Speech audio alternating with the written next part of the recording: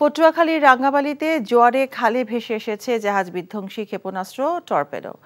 বিস্ফোরণের আশঙ্কায় গ্রামবাসীর মধ্যে আতঙ্ক বিরাজ করে। পরে সন্ধ্যায় কোস্টগার্ড এসে এটি উদ্ধার করে নিয়ে যায়। কোস্টগার্ড জানায় এটি দেখতে টর্পেডোর মতো। নৌবাহিনীকে জানানো হয়েছে তাদের বিশেষজ্ঞ টিম এসে বিষয়টি পরীক্ষা নিরীক্ষা করে দেখবে। সকালে উপজেলার মীরকান্দা গ্রাম সংলগ্ন ভাঙা খালে টর্পেডো সদৃশ বস্তুটিকে দেখতে পায় গ্রামবাসী। খবর পেয়ে দুপুরে ঘটনাস্থলে পৌঁছায় পুলিশ।